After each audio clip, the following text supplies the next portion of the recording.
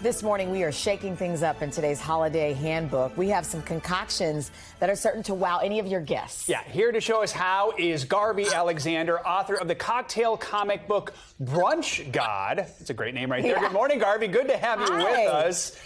Good morning. Amazing to be here, and I'm ready to elevate and raise the bar with my holiday cocktails. Okay, let's elevate. Is quite let the me introduction, push my this goodness. in front of me. Okay. Let's kick things off with something you call Grape Valley. Grapes are the star, I would guess, but what else makes this cocktail stand out?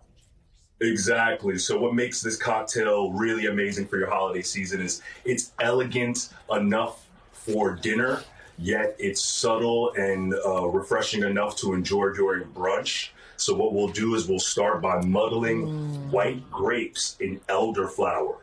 We'll start there. Add gin and lime juice. Oh, man. We'll muddle that together. And I've never heard of this. This is good.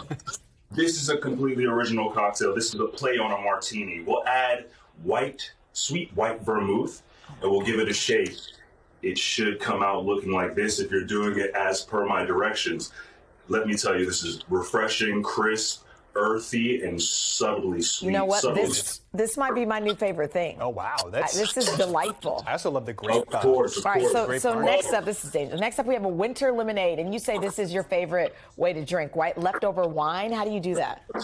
Exactly. The winter lemonade is a perfect way to get rid of all of the wine left over from your holiday parties. Okay. And what we're doing is we're simply going to add a homemade ginger syrup to any leftover white wine. Okay. And you need a citrus component. And for the citrus component, I'm using fresh squeezed lemon juice. So we'll do lemon juice, Sauvignon Blanc, and ginger syrup. I prefer Sauvignon Blanc because it adds a light, crisp apple note. There's some lemon peel note in there as well. But you can use any white wine. Wow, these are real. These are all in your cookbook or the Brunch God book? The Brunch God Volume 1 has a set of cocktails that are totally different. So this will be the second volume. You can find that at brunchgodny.com. All right. And the second volume will be up next month. Good, because it's yummy. Let's do one you can make without alcohol, and that is an apple cider pitcher, perfect for the holidays. How do you jazz that up, apple cider?